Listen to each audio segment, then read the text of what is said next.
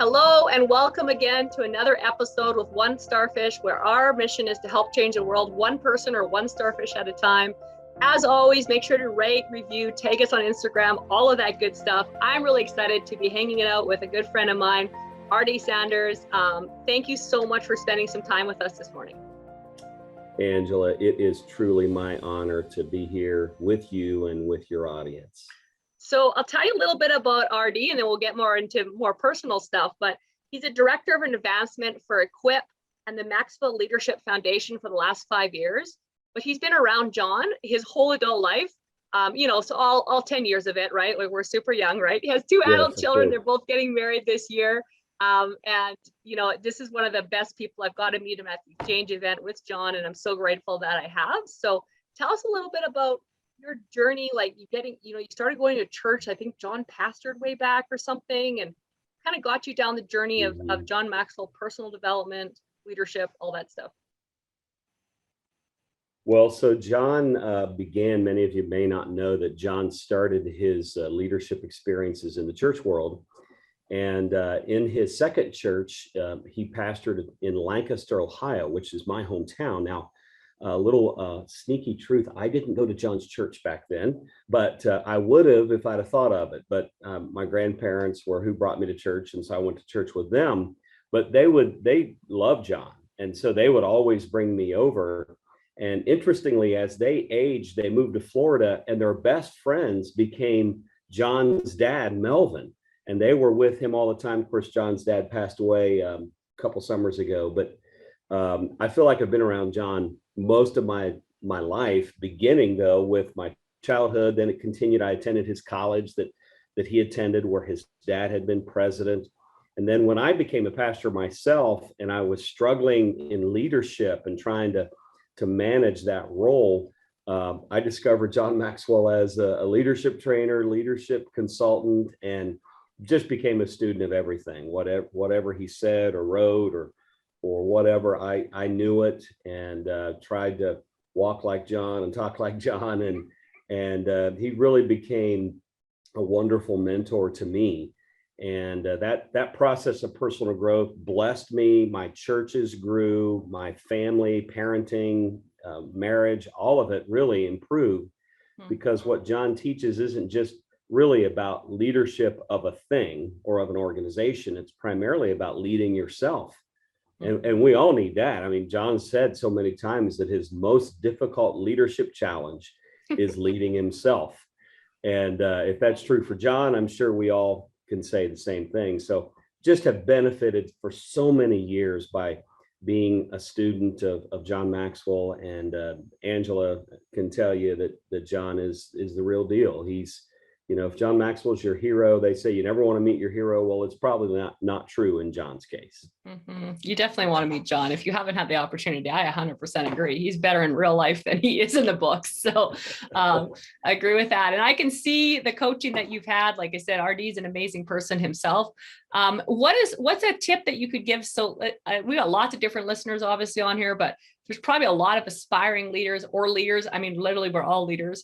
Yes. What's some things that would start someone down that journey of like, I want to lead myself. I want to get better at that. What are some tangible things that you did possibly or concentrated on to start to build your leadership skills? There's something that John said many, many years ago that really impacted me, and it became a part of my life. And the thing he said was that if you devote yourself to something every day for some period of time, and you repeat that every day, you do it daily, that in 5 years, you will become an expert on that subject. And so I made a commitment that I was going to learn the things that John taught, not just what John says, but what everyone says about leadership. And so I became a student of leadership. And I had a role in another organization that worked with people who were in network marketing. And what was interesting is they asked if I could teach a lesson one time. And so I taught a leadership lesson. And what started from that moment was they created a whole product called Leading with 2020 Vision that featured my thoughts on leadership. And I was like, my goodness, John was right. I started studying leadership. I was consistent. I did it every day. And eventually people started asking me to teach them about leadership. And I guess in some way, that's what you call an expert, someone that knows something about it and can teach others. Usually that's an expert. So what I would say is, do not look down on the power of a day and what can happen in a day. If you devote yourself to personal growth, make that investment in your time. I know everyone's busy, but the fact of the matter is, if you're too busy to grow, you're not going to succeed. So you've decided already with the use of your time that you're going to fail because you're not growing. So find some time, do it every day, and eventually amazing things will begin to happen. I just want to jump on one part you said there in case the audience didn't catch it. If you're not committed to growing every day, you're going to fail. Really let that sink in. You need to find the time to help yourself grow every day. And man, that's so powerful. And it's the compound effect is super powerful, obviously, in that too, which is something you've experienced and you've worked on and gone toward. Tell us a little bit too about Equip and its vision, because I know this is something you're really passionate about. Equip's vision and where you see where it's come from in the 5 years you've been with it, and where do you see it going, and where do you see you're going with it? Like, what's your vision? Well, the whole charity train of the Maxwell organization kind of runs on two rails. One is called Equip, and one is called the Maxwell Leadership Foundation. And Equip would be a faith-based Christian organization that uses John Maxwell's leadership training to bring about spiritual transformation in individual lives.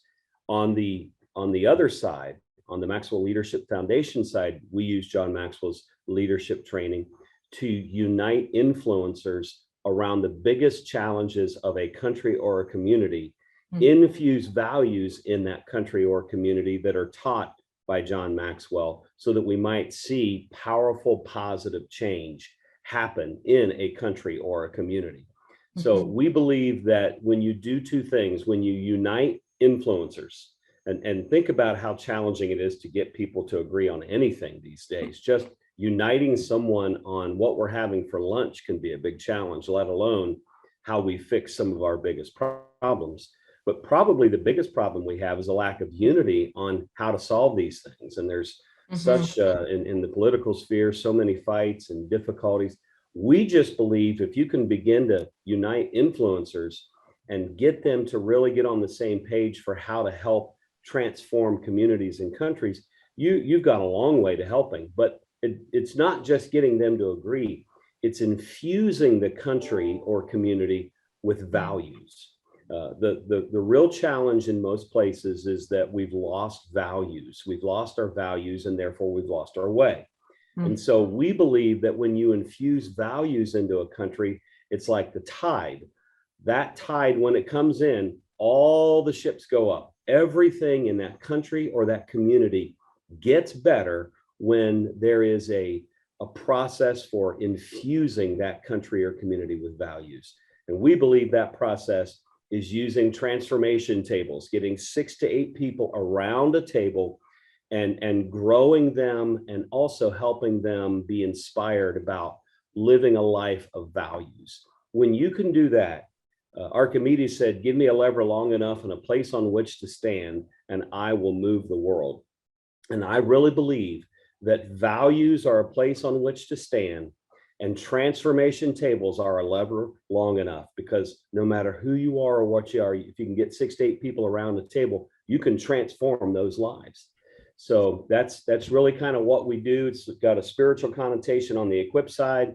It's just got a values impartation focus on the, I guess you'd call it secular side.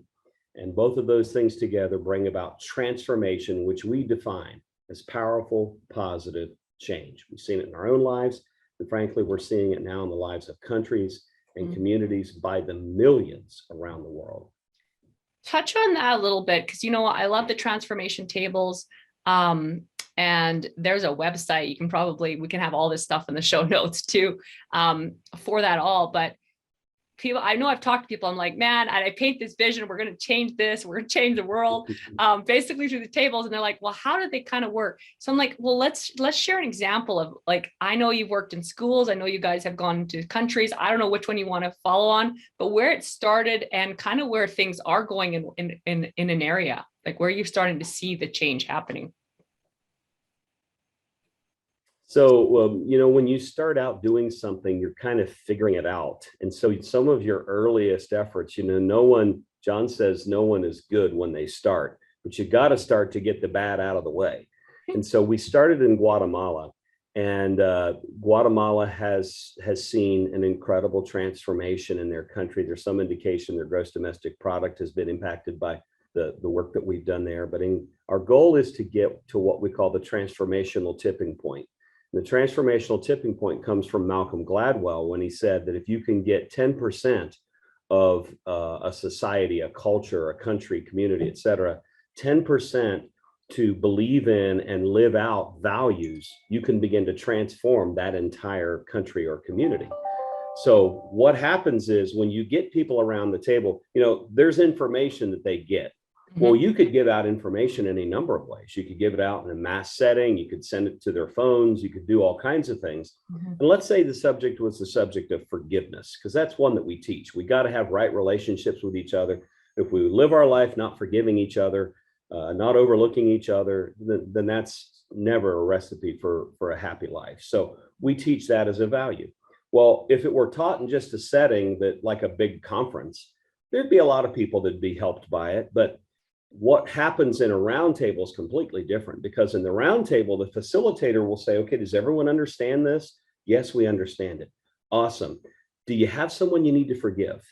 Oh, yeah, I do. Great. Are you willing to forgive them? Yes, I am. And if we stop there, it wouldn't be that different than what happened in the big auditorium. But this is where the roundtable becomes an amazing way to bring transformation about.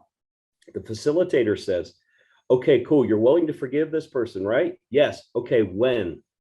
You mean like a time? Yes. Well, they don't live here. Well, can you call them? Yes, I can call them. Okay. When are you going to call them? They'll go, next Tuesday on the way home from work.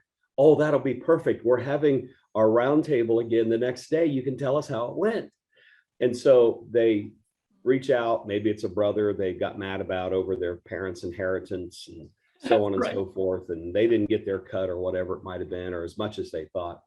And the person comes in the next day and they say, oh my goodness, I called my brother. He explained to me that my parents' bills were much higher than what we thought, and there wasn't as much money to give out.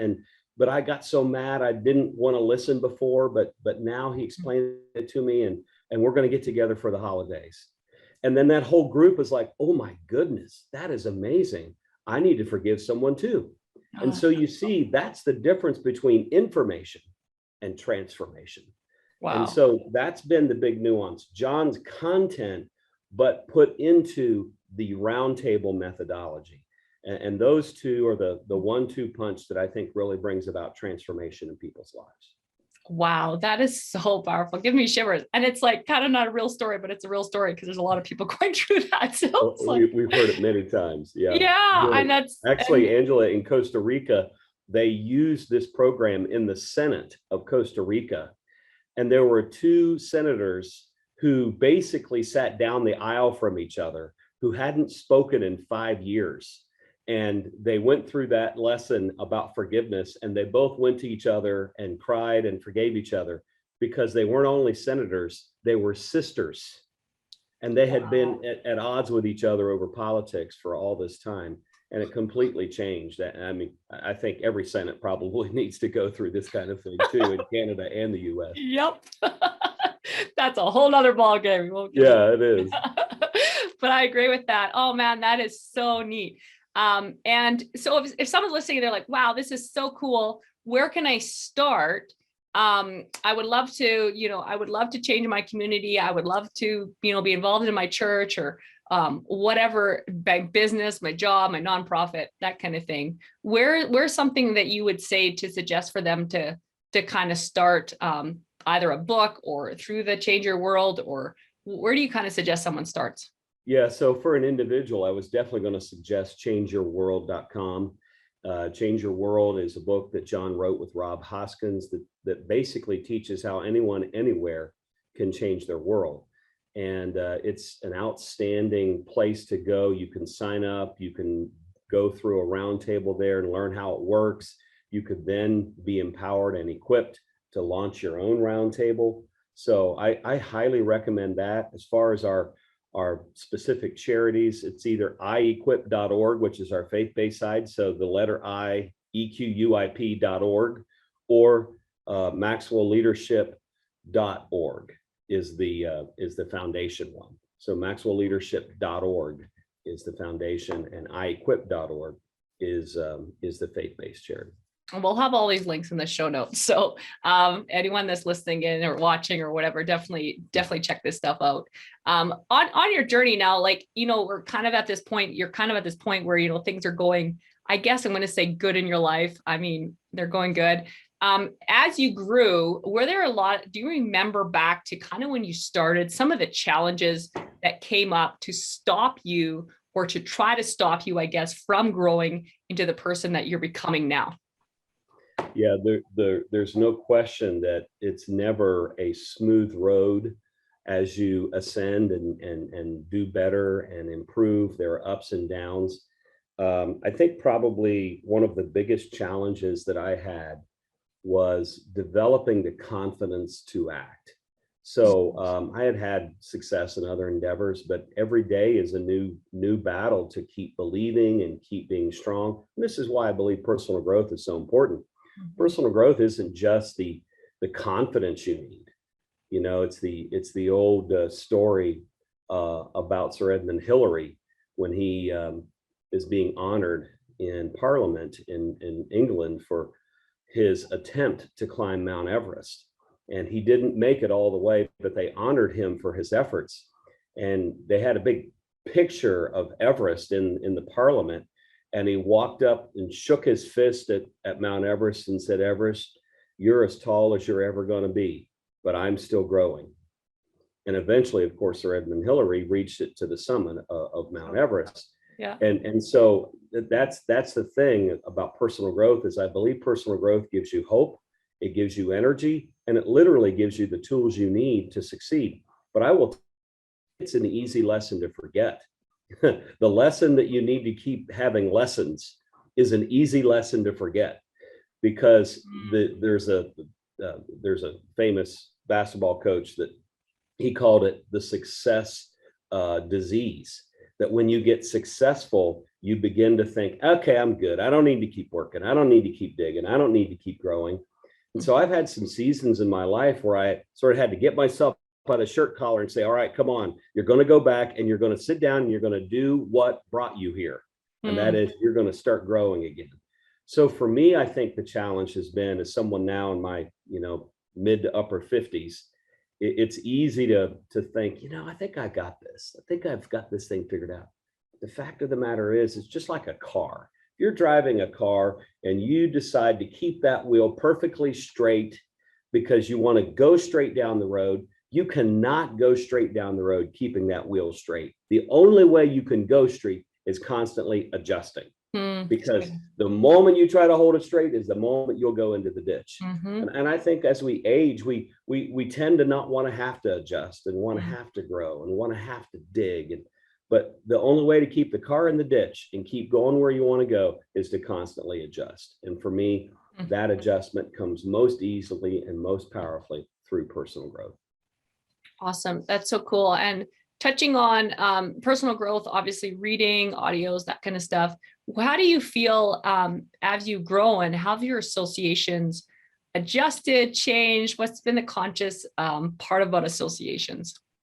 The associations to me, the people you run with, I believe I read it on your Instagram page, Angela, about the people you're spending time with, the people you're engaging with, the people you're walking with. I think I saw a couple of pictures of you with Ed Milet and other great leaders, and we're all the sum total of who we spend time with, the average. And I really have found that maybe the greatest lesson about personal growth that I've learned is that it's it's really more about people. If I'm around people, I was with the great president of High Point University, Nito Cubain, a few weeks ago. I cannot tell you when I have grown so much in a short amount of time. When you can be with people whose lives and their work illustrate the lessons they teach, man, that's a powerful dose of personal growth. It's one thing to get information, but when you can kind of walk with them and see what they're doing and see for instance, Anito Cubain teaches that it's not your product that people want, it's the product of your product.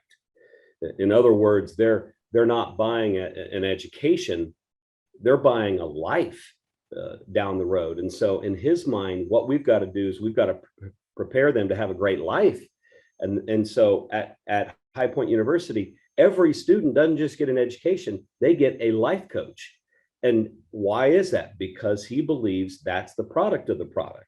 And so when you see something lived out from a great leader where it's not just the truth they teach, but boy, they are modeling it, that's really great personal growth. So my associations with great leaders are probably the number one way I grow today. I can read a book and I can listen to a podcast or whatever, but man, when I can actually be with them and I get some of those privileges, that is powerful for me. That's cool. I love that. So not looking for a product, people are looking for the product of the product. That's exactly right. I got to think on that one more. That's really good. I like that. That'll be an Instagram post yet. Watch. Hey, Angela, you know what? You can give Nito credit. I'm just the messenger. Yeah, I know, that's so neat. And I think where I hear what people say on this is like, well, I can't cut people out of my life, or I don't. Like, if you think back to, like I said, you've been on this journey for a long time. We think back to like when you started and really started to change and grow, were there people in your life? I'm sure there were that, I don't know. That's what people say. Do I have to cut them out? Do I have to separate? That's like a common question I get. So I'm curious kind of your take on like, how do you help people when their associations maybe aren't the best? What do you suggest as far as that level? Like, hey, it's my best friend, how do I cut them out of my life? How do I? Yeah, I guess I don't see it as so black and white that you're in and you're out kind of thing. It's just about how much time I give. So if I'm giving 100% of my time to that friendship, goodness, I'm not sleeping, I'm not eating, I'm not doing anything, it's all them. So it's a matter of time. And then I think it's also a matter of agenda. If I have someone who is, I will say this, I've met very few people who their associations have never changed. I mean, just naturally, life demands associations change. I moved to a new part of town. I don't see that person as much as I used to. Right. I'm in a different season of my life. Someone who works second shift has different friends than they used to have when they work first shift, if they're in an hourly type job. So if life can change associations, can't intentionality change them also? Can't I making a decision about what's best for me change them?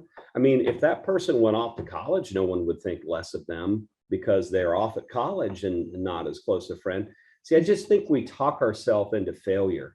We talk ourselves into a lack of growth and a lack of development by making decisions that we really don't have to make. We assume, well, I can't do that because that's my friend. Well, of course you can do that. If they're your friend, they're the last person who will disagree with it. That they would want the best for you. And if they don't want the best for you, then why on earth are they your friend? So in my mind, if you won't bet on yourself, why should anyone else? If you won't invest in yourself, if you won't develop yourself, if it's just not that important to you, maybe you're not going to be someone who's going to grow. But you know what? You'll have a good friend. But look, don't be disappointed when you don't have other things, because everything in life is about investment. And what I invest in, what I focus on, what I work on, those things grow. What I ignore doesn't grow. And you're in charge of your time. You're in 100% control of it. And if you don't get a hold of it and decide how best to spend it with people and with others so that you're growing and evolving, well, I'm sorry, but you can't have what you're not investing in. It's antithetical to reality. It's just not true. So pour yourself into what you believe in and what really matters, and you'll get a harvest from it. And if that thing that you're pouring yourself into is good, then you'll get a good harvest. If it's not, then you're not going to get a good harvest. It's a principle. Wow, that is so good, man. I could listen to this forever and ever. It's so good. If you're not willing to invest in yourself, why would anyone else invest in you? What do you think you're worth, and being able to put that work in? If your friends don't want you to grow and aren't okay with that, then maybe they're not your friends. And really evaluating everything in your life on that scale, because I know that's a common thing that a lot of people run into. Well, I'm changing and they're not, or well, if they're really your friends, they will want you to help you grow. They'll want you to grow into the best version of you. So that's so awesome, man. Like I said, we could go on forever and ever, but we're going to wrap up here right away. I have 3 final questions, and then any final thoughts. If someone run into you in a coffee shop and they're just like, hey, RD, what else could you tell me that you didn't say? We're going to go into that too. But 3 final questions. Number 1 is, a lot of people talk about finding their purpose in life and all of that kind of stuff. What is one sentence, if you said, I want to find my purpose, what's one sentence that you would give someone to maybe help them direct toward their purpose? Well, I do believe that there is a spiritual component to that. In other words, I believe that the God who made me, created me, if it's like a tool in the toolbox, it has a certain purpose. And your giftings, the way you've been made, your affinities, your interests often illustrate what you might be, what might your role and purpose in life be. And so look at the things you do well. And by the way, this is another personal growth thing. Gosh, I'm beating this one to death, but you don't emphasize things that you're terrible at. Things you're terrible at are where you should recruit help, where you should delegate. It's far better to take something you're a B at and make it an A than take something you're a D at and make it a C. And B's and A's are far better than C's. So make something that you're good at, something you're really good at. And something you're really good at helps you to really understand kind of what your purpose in life is. I genuinely believe that God is involved in this. He's not a tease. He wants us to find our purpose. He'll guide us and help us to find it. But I do believe there's got to be a humility there that says, I kind of want to do what you want me to do, God. So show me what that is. And here's what I found to be true. The people who figure that out are usually the happiest people. The people who fight it all their life are usually the least happy people. So in my mind, I just surrender and say, okay, God, you know better, you see further, you know more, you know why I'm here, you know why I was made the way I was made, and I'm just going to trust you to help me. So I guess to answer it quickly would be ask God in a new way to guide you, and it's amazing how he will. And secondly, develop and focus on what you're really good at, because that might be a great indicator at where you should be. Well, those are so good. So true. I could go right down that rabbit hole too. Number 2 question. I'm sure there's quite a few. I mean, you hang out with John, so this might be, I don't know, but what's your favorite quote at this moment that you think of, and why? Well, it might be that Nito Cubane quote that people are interested in the product, but they're interested in the product of the product. But I have to say that one of my all-time favorite quotes is just a very simple one that John made years ago, and I think it's so true. But leadership is influence, nothing more and nothing less. And I'm going to tell you why I like that quote. I think so many people decide they're not a leader because they don't have a leadership position. No, I don't have a role. I don't have a title. I don't have an office or a business card or a parking space or whatever. But that is not leadership. That might be management. Management is a role, and that was the big nuance from Peter Drucker in that era of management to leadership under John Maxwell, is that not everyone is a manager, but everyone can be a leader. Why? Because leadership is influence, nothing more, nothing less. I mean, there have been organizations where I had the position of the leader, but I didn't have the influence as the leader. Someone else who didn't have the position actually had the influence over me. And so the people would listen to that person instead of me.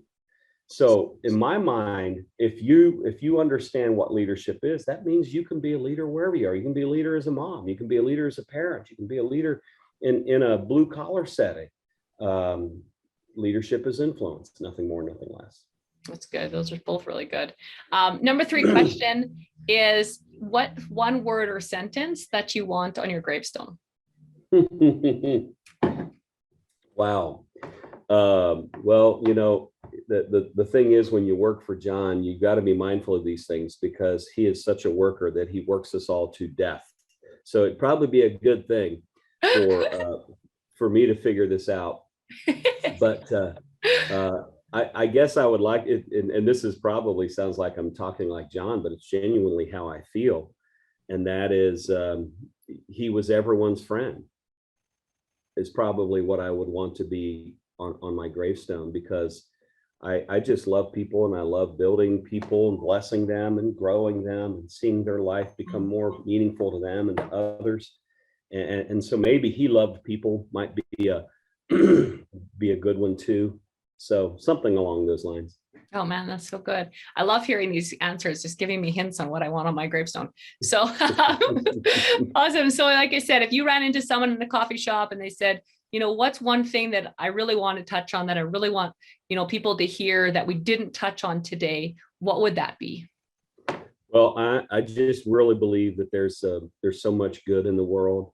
I know people can get down about it, but I was watching, forgive me, but I was watching the NFL draft last night, and I heard these parents whose sons had been drafted into the NFL, and they were saying such wonderful things. And I said, my goodness, there are just so many great, wonderful people on planet Earth. And my hope would be for all of us to just keep believing in each other. Just keep believing in people, keep believing in the God that made those people, and don't get discouraged about all the ugliness that does exist in the world, because I think a better day is coming. That's so good. I love that. Awesome. Well, as always, listeners, make sure to rate, review, definitely follow RD on social media. And like I said, we'll post all the bio, all the links, all that stuff in the show notes. Make sure to tag us, share this. This is such good stuff for so many people. Thank you so much, RD, for spending some time with me today. It's been absolutely incredible. I'm excited to spend some more time this year at different events. It's going to be super, super cool. So thank you so much for being on today. Thank you, Angela, and everyone that tuned in. What a pleasure to connect with you. Don't hesitate to reach out if there's some way I can serve you. Awesome. Let's go out and change the world, one starfish or one life at a time. And together we can actually change the world. Thank you so much.